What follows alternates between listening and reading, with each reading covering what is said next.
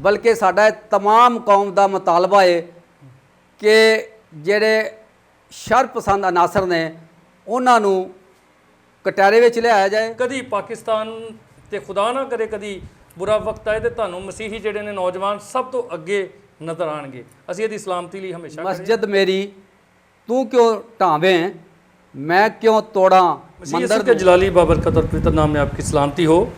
मैं एवेंजलिस्ट परवेज़ आलम, आप देख रहे हैं CRN channel Christian revival network. अभी हम फैसलाबाद में मौजूद हैं। हमारे प्यारे भाई नईम याकूब गिल साहब मौजूद हैं जो PP 114 के जो है उम्मीदवार हैं, टिकट होल्डर हैं पाकिस्तान पीपल्स पार्टी की तरफ से मेंबर ऑफ पंजाब असम्बली के लिए। और इसी तरह जो है ये बेटी बचाओ तहरीक के चेयरमैन और बानी हैं और सिटी सदर हैं ये पाकिस्तान पीपल्स पार्टी के।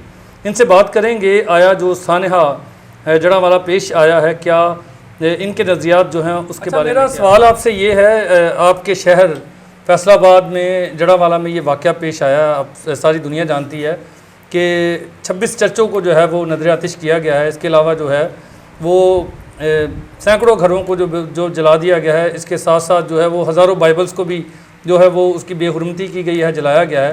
तो क्या सियासी रहनुमा होने के नाते फैसलाबाद में आप क्या समझते हैं कि क्या ये जो कुछ हो रहा है ये पाकिस्तान को बदनाम करने की साजिश है या पाकिस्तान को कायम रखने की? खुदा बाप और बेटे रुल कुद्दस के नाम पर आमीन।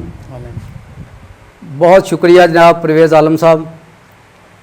मैं सब तो पहला तो CRN चैनल का नहायत शुक्रगुजार हाँ और उस तो बाद डायरैक्टर CRN चैनल लाहौर जिहदे डायरैक्टर ने जनाब परवेज़ आलम साहब एवेंजलिस्ट ने और बहुत ही दर्द रखते ने कौम का, लाहौर तो तशरीफ़ लियाए ने और अज खसूसी तौर पर इत्थे मेरे को तशरीफ़ लियाए, मेरे दफ्तर तशरीफ़ लियाए। मैं इन्हां दा ते इन्हां दी टीम का तह दिल तो शुक्रगुजार हाँ। इन्होंने सवाल किया है कि सान्या जड़ावाला, मैं समझना कि सान्या जड़ावाला जड़ा है बहुत ही दुख वाली गल है, तकलीफ वाली गल है सारी कौम वास्ते, सारे पाकिस्तान वास्ते कि यह वाक़या इस तरह नहीं सी होना चाहिए। सब तो पहले तो मैं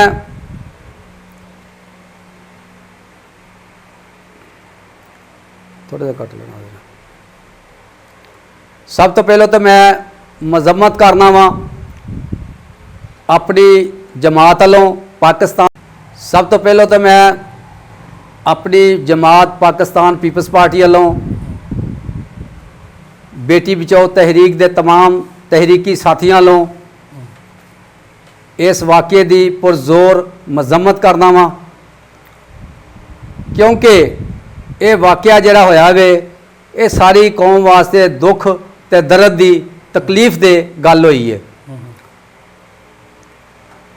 मैं खसूसी तौर पर इस चीज़ की भी मजम्मत करना कि कुरान पाक की जिहड़ी बेहुरमती हुई है उस वाक़े की पुरजोर मजम्मत करना जिहड़ा कि नहीं सी होना चाहिए। उस तो बाद जिहड़ी बाइबल मुकद्दस नूं जलाया गया, लोगों के घरां नूं जलाया गया, लुटमार हुई और इत्थों तक कि मसीही कब्रिस्तान जिहड़े ने उन्हां दे मुर्दियां नूं भी माफ़ नहीं किया गया और वो गरीब लोगों नूं लुटिया गया जिन्हां दा कोई कसूर भी नहीं सी। मैं समझना कि अगर किसी ने भी कुरान पाक की बेहुरमती की है तो एक कल्ले बंदे का फेल है, उस कल्ले बंदे नूं उहदी सज़ा मिलनी चाहिए है और उन्होंने सरेआम फांसी होनी चाहिए है। और इस तरह ही तकलीफ इस गल की भी है कि बाइबल मुकद्दस जिहड़ी कि मसीहत विच जिन्हों बहुत अजीम समझा जाता है, सलीब नूं बहुत अजीम समझा जाता है, साढ़े जिहड़े सलीबां नूं तोड़िया गया उत्तों गिराया गया, उन्हां दी बेहुरमती की गई, उहदी भी मैं पुरजोर मजम्मत करना वा और खसूसी तौर पर मैं अपील करना वा, बल्कि साडा तमाम कौम का मुतालबा है कि जिहड़े शरपसंद अनासर ने उन्होंने कटहरे में लिया जाए, खसूसी तौर पर तहकीकाती आज़ादाना ਕਮਿਸ਼ਨ ਤਸ਼ਕੀਲ ਦਿੱਤਾ ਜਾਏ ਇਸ ਥਾਣਿਆਂ ਤੇ ਔਰ ਇਹਦੀ ਇਨਕੁਆਇਰੀ ਕੀਤੀ ਜਾਏ ਤਾਂ ਕਿ ਹਰ ਇੱਕ ਚੀਜ਼ ਸਾਹਮਣੇ ਆਵੇ ਤੇ ਜਿਹੜੇ ਇਸ ਜੁਰਮ ਦੇ ਵਿੱਚ ਖਾਓ ਕੋਈ ਵੀ ਹੈ ਮੁਲਵਸ ਨੇ ਉਹਨਾਂ ਨੂੰ ਕਾਨੂੰਨ ਦੇ ਮੁਤਾਬਕ ਸਖਤ ਤੋਂ ਸਖਤ ਸਜ਼ਾ ਮਿਲੇ ਤੇ ਫਿਰ ਸਾਡੇ ਜਿਹੜਾ ਇਨਸਾਫ ਹੀ ਹੋਏਗਾ ਤੇ ਇਹ ਮੁਲਕੀ ਜਿਹੜੀ ਇਹ ਇਨਸਾਫ ਜਿਹੜੀ ਇੱਕ ਲਹਿਰ ਹੈ ਉਹ ਵੀ ਲੋਕੀ ਮਹਿਸੂਸ ਕਰਨਗੇ ਕਿ ਹਰ ਬੰਦੇ ਨੂੰ ਇਨਸਾਫ ਮਿਲਿਆ। ਅੱਛਾ ਸਰ, ਇੱਕ ਗੱਲ ਮੈਨੂੰ ਹੋਰ ਦੱਸੋ, ਕਿਉਂਕਿ ਪੰਜਾਬੀ 'ਚ ਤੁਸੀਂ ਗੱਲ ਸ਼ੁਰੂ ਕਰ ਲਈ, ਚਲੋ ਇਹ ਤਾਂ ਕੰਮ ਵਧੀਆ ਹੋ ਗਿਆ ਨਾ। ਹਾਂਜੀ। ਅੱਛਾ ਮੈਨੂੰ ਇਹ ਦੱਸੋ 295 ਸੀ ਦਾ ਜਿਹੜਾ ਨਾ ਕਾਨੂੰਨ ਲਾਗੂ ਕੀਤਾ ਗਿਆ ਹੈ, ਜਿਹੜੇ ਕੁਰਾਨ ਸ਼ਰੀਫ ਦੀ ਬੇਹੁਰਮਤੀ ਕਰਦੇ ਜਾਂ ਮੁਕੱਦਸ ਕਿਤਾਬਾਂ ਦੀ, ਤੇ ਕਿਆ ਤੁਸੀਂ ਸਮਝਦੇ ਜੇ ਕਿ ਜਿਨ੍ਹਾਂ ਨੇ ਬਾਈਬਲ ਮੁਕੱਦਸ ਦੀ ਬੇਹੁਰਮਤੀ ਕੀਤੀ ਹੈ ਉਹਨਾਂ ਨੂੰ ਪੈਰਾਂ ਤਲੇ ਧੋਂਦੇ ਆ, ਉਹਨਾਂ ਨੂੰ ਅੱਗਾਂ ਲਾਈਆਂ ਨੇ, ਚਰਚਾਂ ਦੇ ਵਿੱਚ ਲਾਈਆਂ ਨੇ, ਘਰਾਂ 'ਚ ਲਾਈਆਂ ਨੇ, ਤੇ ਕਿਆ ਤੁਸੀਂ ਸਮਝਦੇ ਜੇ ਕਿ ਉਹਨਾਂ ਤੇ ਵੀ 295 ਸੀ ਲੱਗਣੀ ਚਾਹੀਦੀ? ਜੀ ਮੈਂ ਸਮਝਣਾ ਕਿ ਜਿਸ ਤਰ੍ਹਾਂ ਕੁਰਾਨ ਪਾਕ ਦੀ ਬੇਹੁਰਮਤੀ ਹੁੰਦੀ ਹੈ ਤਾਂ ਉਹਦੇ ਤੇ ਇਹ ਕਾਨੂੰਨ ਲੱਗਦਾ ਹੈ, ਇਸੇ ਤਰ੍ਹਾਂ ਹੀ तमाम मुकद्दस किताबां तमाम मज़ाहिब ਦੀਆਂ ਜਿਹੜੀਆਂ ਕਿਤਾਬਾਂ ਨੇ ਉਹ ਸਾਰਿਆਂ ਵਾਸਤੇ ਕਾਨੂੰਨ ਦੀ ਨਜ਼ਰ ਦੇ ਵਿੱਚ ਬਰਾਬਰ ਨੇ ਤੇ ਪਾਕਿਸਤਾਨ ਦੇ ਕਾਨੂੰਨ ਦੇ ਮੁਤਾਬਕ ਮੈਂ ਸਮਝਣਾ ਕਿ ਇਸੇ ਤਰ੍ਹਾਂ ਹੀ ਹੋਣਾ ਚਾਹੀਦਾ। ਇਹ ਜਿਹੜਾ ਕੋਈ ਗੁਨਾਹ ਕਰਦਾ ਉਹਨੂੰ ਉਸੇ ਤਰੀਕੇ ਨਾਲ ਉਹਦੀ ਸਜ਼ਾ ਮਿਲਣੀ ਚਾਹੀਦੀ ਹੈ। ਸਹੀ ਹੈ।